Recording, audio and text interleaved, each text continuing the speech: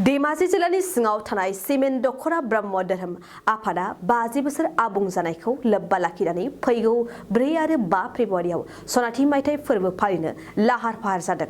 बे नोजोरजों दिनै सनाथि मायथाइ फोरबोनि थाखाय गाहाय खुन्थियाखौ जयग आहुति सावनानै गाहाय गुरु लीलाकान्त ब्रह्मआ गायसननाय जायो। लोगोसेयैनो सिमेन्ट दख'रा ब्रह्म धोरोम लाइमोन आफादनि प्रसारक धरेश्वर नार्जारिया बानजाय आफादनि मावखुलिखौ बेखेवनानै होबावदों। मख'नो गोनांदि फैगौ समाव साननै हाबाफारिजों सनाथि मायथाइ फोरबोनि लोब्बायै सिमेन्ट दख'रा ब्रह्म धोरोम लाइमोन आफादा 17थि बोसोरारि जथुम्मा आरो सिमेन्ट दख'रा ब्रह्म धोरोम आइजो आफादनि 6थि बोसोरारि जथुम्माखौबो खुंनो थि खालामनाय जादों। दिनैनि बे गोथार फुंबिलियाव सिमेन्ट आन्चलिक ब्रह्म धोरोम दैदेन आफादनि जे फैगौ सनाथि मायथाइ खुंनो नागिरदों, बे खुंनो नागिरनायनि दिनै गिबियावनो इसोरखौ सिबिनाय यज्ञाहुति बे हाबाफारिजों जोंनि हाबाफारिखौ दिनै बेखेवदों। आरो बिनि उनाव जोंहा जेराव जोङो सनाथि मायथाइखौ खुंगोन, बे खुंनाय सिमेन्ट आन्चलिक ब्रह्म धर्म आफादनि बे ब्रह्म सेबाश्रमावनो जोङो बेवहाय सायनासालि लुनायनि गाहाय खुन्थियाखौ गायसनदों।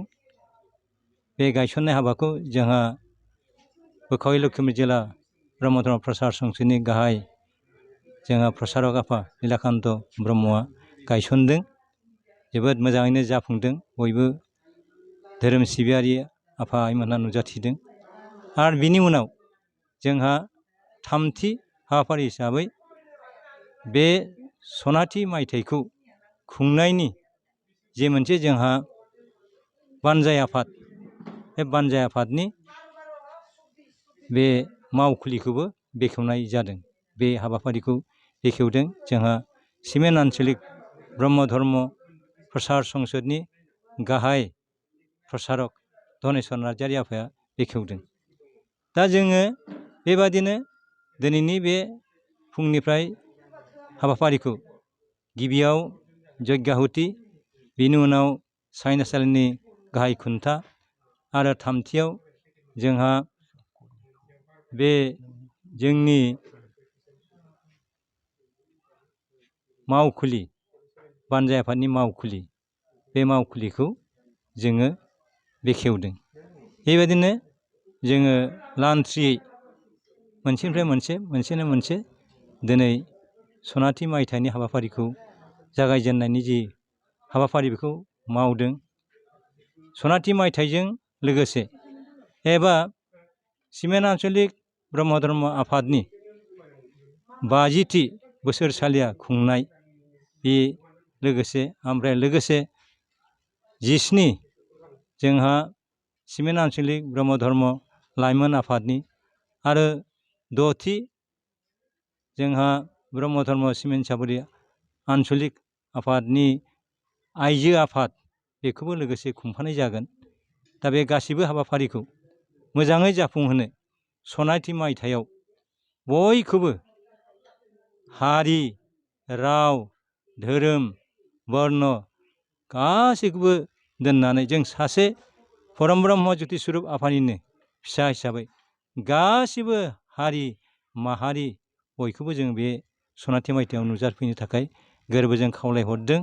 आरो लोगोसे जोङो नैबे देग्लाय 2023 मायथाइनि गासिबो सुबुं माहारिनो, बुहुमनि सुबुं माहारिनो जों सिमेन्ट आन्चलिक ब्रह्म धर्म आफादनि जानानै गोरबोनि बयनोबो गोजोननाय बावहरदों।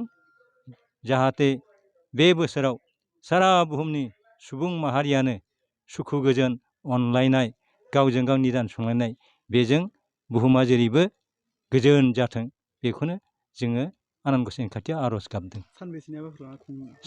साननै 4 फेब्रुवारि आरो 5 फेब्रुवारि सनिबार रबिबार खालि पुर्निमा तिथिबो जागोन। मोजां दानसोरां अखाफोर ओंखायनो जोबोद मोजाङै जागोन होननानै जों आसा फारिदों। नोंथाङा सानाय सुनाय बेरामनि जेंनायाव गोग्लैदों नामा?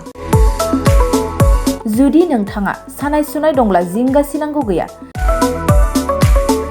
चिरां जिल्लानि बेंटल गेट साफागुरियाव दायो एसआइ निउर' थेरापि सेन्टार दंसै।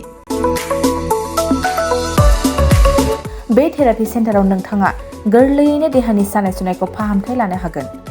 बे आथिं सानायानो जाग्रोदों, ओमफ्राय जानाया एसे सिगांनिफ्रायनो जाखादों, ओमफ्राय बिदिनो गुबुन गुबुन मुलि जाबाबायदों, ओमफ्राय हामाखै।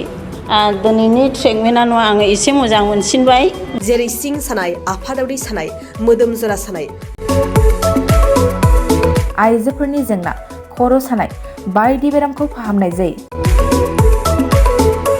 लोगोसेयैनो बे सेन्टाराव थानानै फाहामथाय लानो हानायनिबो सुबिदा खालामदों। नोंथांमोनहा एसआइ निउर' थेरापि सेन्टाराव फाहामथाय लानो गोसो दंब्ला नैबे मबाइल नम्बर 7620160459 नङाब्ला 9476977956 आव थोंजों सुलाद लानो हागोन।